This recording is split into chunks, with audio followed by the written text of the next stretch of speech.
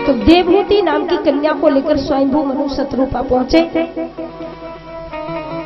कर्दम के साथ विवाह हुआ।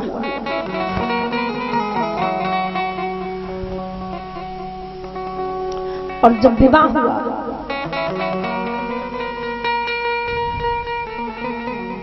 कर्दम जी ने भगवान से मांगा था कि मैं विवाह तो कर लूंगा, लेकिन आपको मेरे घर बेटा बन के आना पड़ेगा।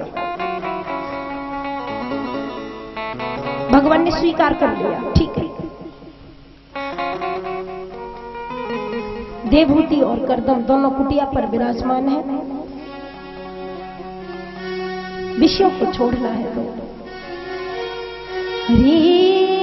मन 4 दिना की बात, अरे मन 4 दिना की बात, मने 4 दिना की बात, रे मने 4 दिना की बात।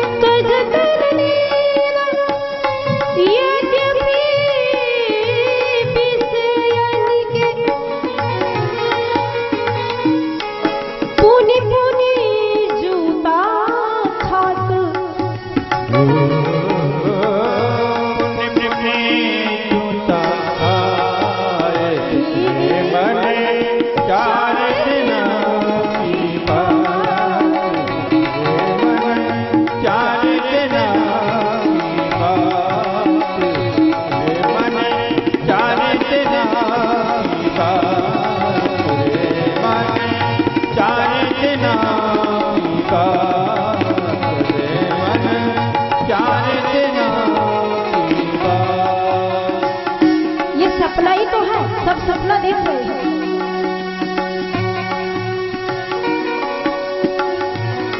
सबका सपना चल रहा है, हम भी सपने में हैं, परंतु हमारे सपने में कथा चल रही है। आपके सपने में कथा चल रही, किसी के सपने में नौकरी चल रही है, किसी के सपने में कुछ और चल रहा है सपना।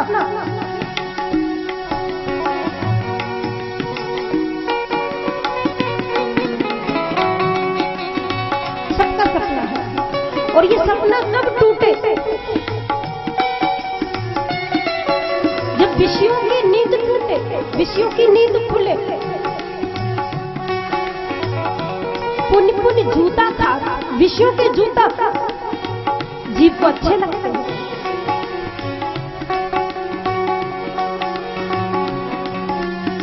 विरोध किया मीराबाई ने, तुकाराम ने, भक्त प्रहलाद ने, विषयों के जूते नहीं खाना। दुर्लभो मानसो देहो देहि नाम क्षणभंगुर है। तेरा मानव शरीर कितना दुर्लभ है रे।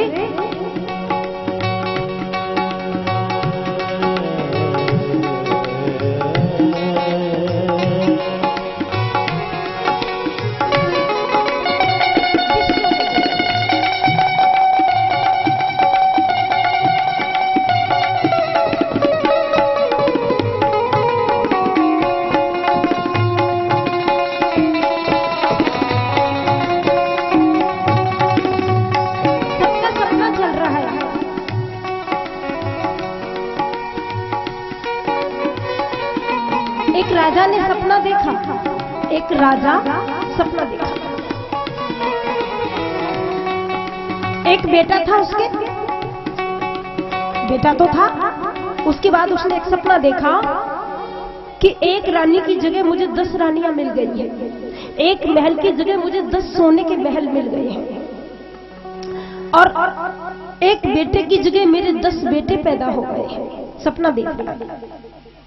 अब कोई बेटा पढ़ने जा रहा है, कोई बेटा कहीं जा रहा है, कोई बेटा कहीं किसी बच्चे को गोद में खिला के प्यार कर रहा है, और प्यार करते करते, सब दुलार करते करते ये सब हो रहा था सपने में। इधर जो राजा का बेटा था ना, एक बेटा वो मर गया। अब जब बेटा मरा तो रुदन हुआ शुरू।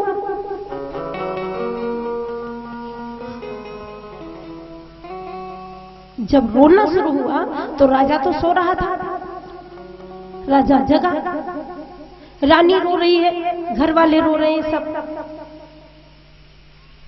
तो क्या बात है पूछा, बोले बेटा मर गया। अब राजा तो चुपचाप बैठा, आंख में आंसू नहीं आया। रानी ने कहा तुम्हें शर्म नहीं आती, बेटा मरा है रोते नहीं, तुम्हारा बेटा चला गया और रोते नहीं। तो राजा ने कहा देवी कौन से बेटा के लिए रो, ये तो एक ही गया है, सपने में तो 10 थे, गोदी में 10 चले गए। सपना देख रहा था ना, उसमें तो 10 बेटे थे, वो आंख खोली तो 10 खत्म। अब मैं इसके लिए रोऊं कि उनके लिए रोऊं, ये तो बताओ।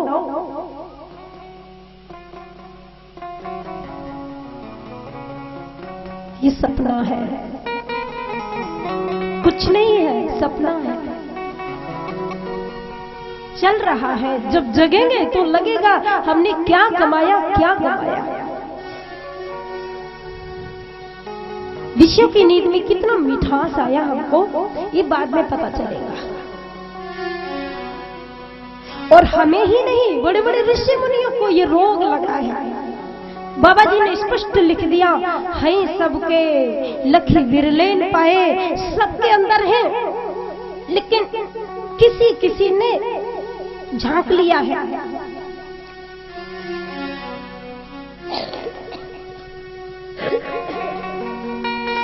ऐसा नहीं कि संत के अंदर नहीं, ज्ञानी के अंदर नहीं, पंडित जी के अंदर नहीं, व्यासी के अंदर नहीं, सबके अंदर ये रोग है, बीमारी है, लेकिन किसी किसी ने पकड़ लिया है और किसी किसी ने पकड़ नहीं पाया है।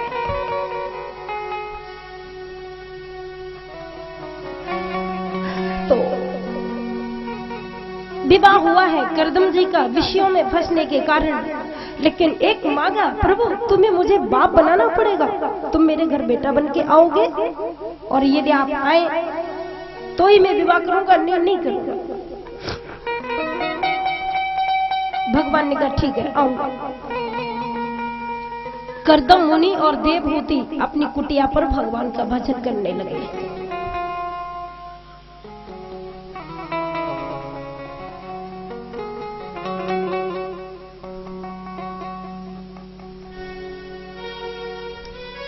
और भजन किया तो बेटा तो हुआ ही नहीं, 9 कन्याएं पैदा हुई, 9 कन्या। संतों ने कहा ये 9 कन्याएं 9 प्रकार की भक्ति है। नवदा भक्ति,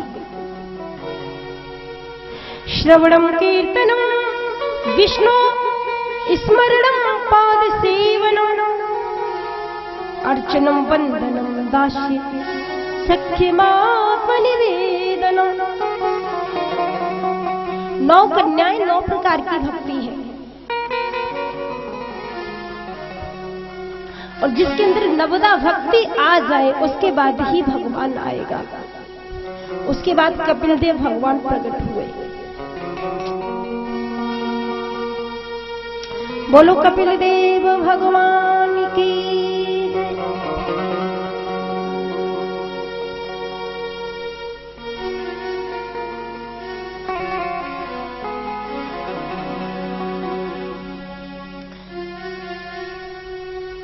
बस करदम जी ने अपनी पत्नी से कहा, देवी मैं जाऊं तपस्या करने के लिए वन को, तुम्हें मैंने बेटा दे दिया है और वो बेटा साधारण नहीं, साक्षात जगदीश्वर तुम्हारे गर्भ से प्रकट हुए हैं।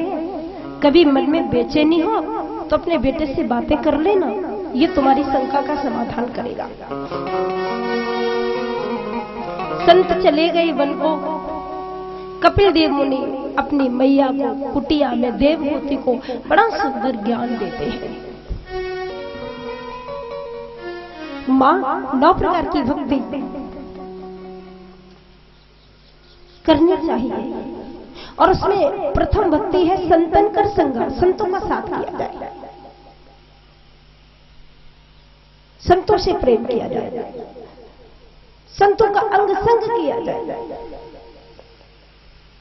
ये पापान्न कुर्वन्ति वाक्का कर्मे विबुद्धि बीते तपन्ति महात्मानो शरीरस्य शोषण। दूसरी रति मम कथा प्रसंग, और दूसरी भक्ति है मेरी कथा को प्रेम से श्रवण करे। गुरु की सेवा करना तीसरी भक्ति है। चौथी भक्ति मेरा गुणगान करे। इस प्रकार से 9 प्रकार की भक्ति को बताया।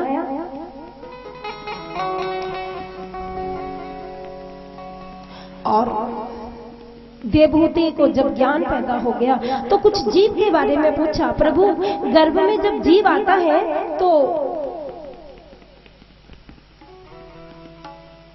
गर्भ में तो इसे कष्ट होता है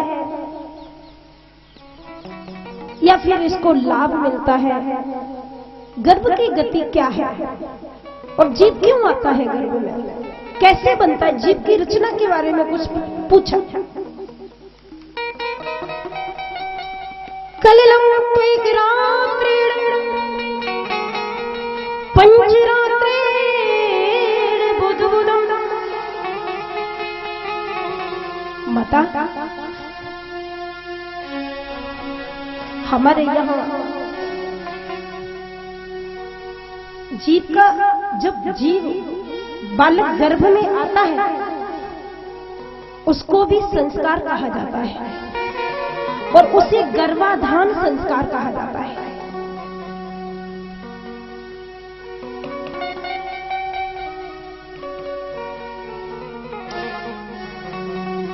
पति पत्नी दोनों प्रेम से भाव से ईश्वर चिंतन करते हुए अपने पूर्वजों को उद्धार करने की इच्छा से जब एक दूसरे से मिले और संतान उत्पत्ति हो तो उसे गर्भाधान संस्कार कहा जाता है। बालक पैदा करने का भी संस्कार है, शास्त्र ऐसा कहता है। फिर जब पैदा हुआ तो जन्म का संस्कार हुआ, फिर नामकरण संस्कार हुआ, चूड़ाकरण संस्कार हुआ, कई संस्कार होते हैं। लेकिन अब आज के युग में सिर्फ 2 संस्कार होते हैं, एक विवाह संस्कार, एक अंतिम संस्कार। मुझे नहीं लगता कि सारे संस्कार होते हैं किसी के, और ये तो होने ही होने हैं। विवाह का भी संस्कार अब वो नहीं रहा जो होना चाहिए, और अंतिम तो मर्जी या बिना मर्जी के कराना ही है, उसे कौन रोकेगा।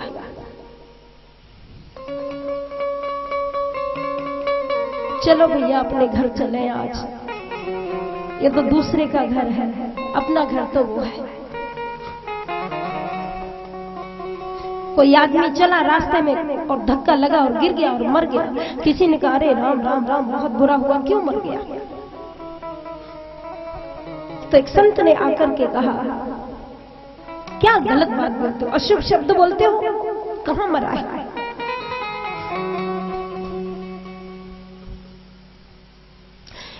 गिर गया था वो जमीन पर, लोग कहते मर गया,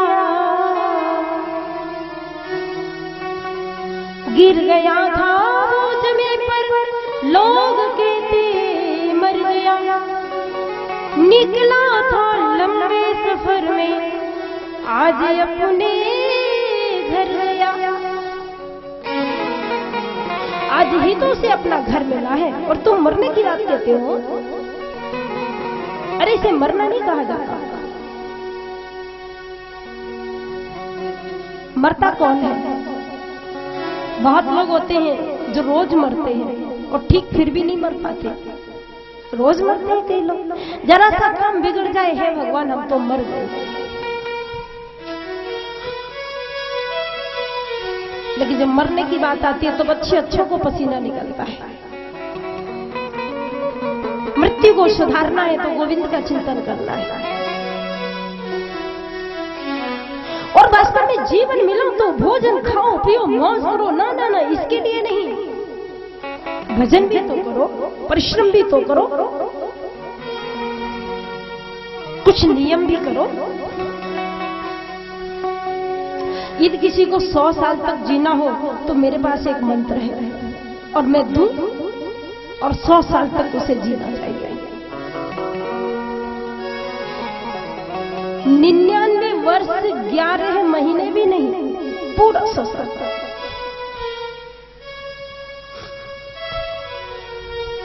संयम, जिसका संयम अच्छा है, जिसका नियम अच्छा है, कभी नहीं मरता वो।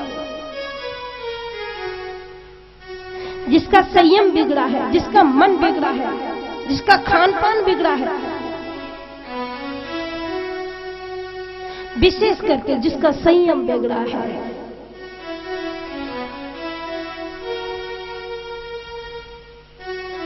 भोजन करो तो 4 रोटी की भूख हो 2 खाओ, ज्यादा उम्र बढ़ेगी। पानी 1 गिलास की प्यास है 2 पियो। भोजन आधा पेट कर दुगना पानी पियो। आधा पेट भोजन करो, दुगना पानी पियो, और 3 गुना श्रम करो, मेहनत करो, बहुत जरूरी है शरीर के लिए।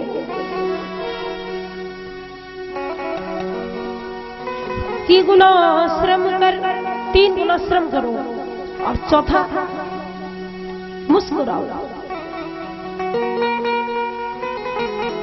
कुछ लोग ऐसे होते हैं सवेरे से लेकर शाम तक मुस्कुराते ही नहीं, चेहरे पे प्रसन्नता ही नहीं। माता जब भोजन बनाए और मुंह ऐसा बना ले बैंगन जैसा, फिर देखो भोजन बनाए तो भोजन में स्वाद न मिले। गुस्सा में माता जब भोजन बनाए तो उस भोजन को ठाकुर जी भी भोग नहीं लगाए। भगवान कहते हैं गुस्सा में आके बनाया मैं नहीं खाऊंगा, क्योंकि मेरी मैया यशोदा तो मेरे गान करती हुई तद्वाल चरितांच, मेरे चरित्रों को वर्णन करती हुई, मेरे कीर्तन करती हुई मट्ठा फेरती, दही निकालती, माखन निकालती, तब मैं खाता था। तो भोजन आधा पेट कर दुगना पानी पियो, तिगुना श्रम कर, 3 गुनी मेहनत करो और 4 गुना हंसकर खुश रहो, मस्त रहो, फिर 100 वर्ष तक जियो।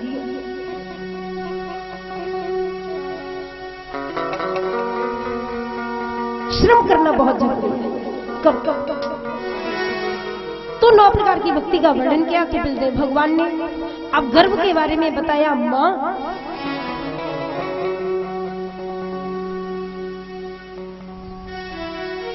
कलिला तो एक रात्रेण पंचरात्रेण बुधबुधम।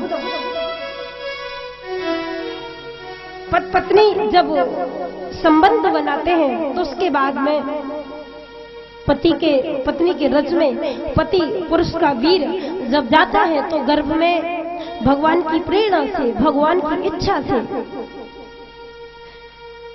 एक बुदबुदा रूप धारण कर लेता है जीव। गर्भ में सुख नहीं मिलता, गर्भ में उसे यातना भोगनी पड़ती है, बहुत कष्ट होता है। लेकिन जब वो गर्भ में रहता है, फिर माँ जब खट्टा खाती है तो उसको पीड़ा होती है, माँ जब चटपटा खाती है तो उसे कष्ट होता है।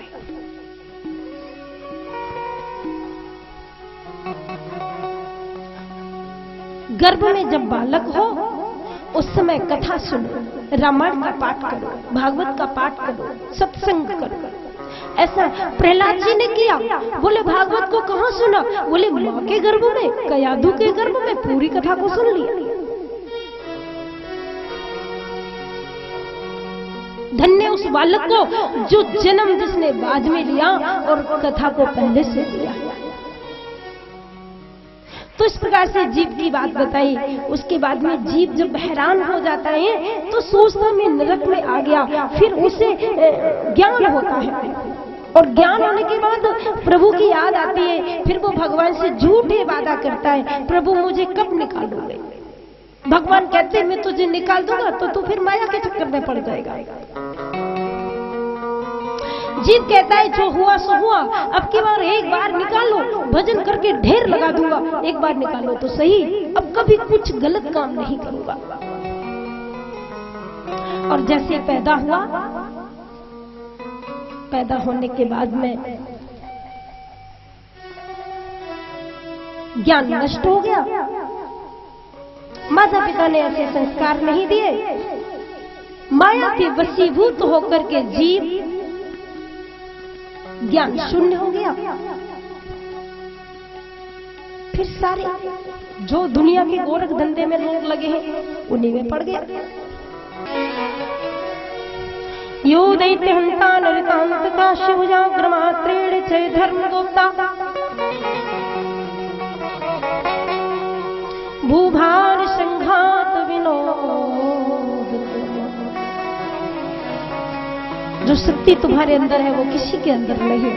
कपिल देव भगवान को प्रणाम कर लिया और इसके बाद कपिल देव भगवान वन को चले गए तपस्या करने के लिए। माता देवहूति ने भी भगवान का चिंतन शुरू किया और शरीर छोड़ दिया। एक सुंदर नदी के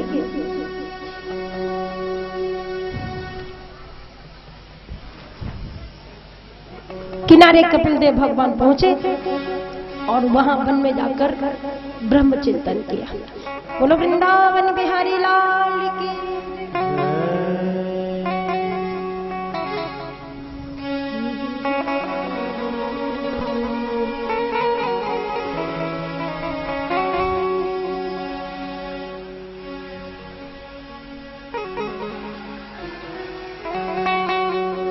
श्री राधारमण हरि बोल, जय जय राधारमण हरि बोल, जय राधारमण हरि बोल, जय राधारमण हरि बोल, जय राधारमण हरि बोल, जय राधा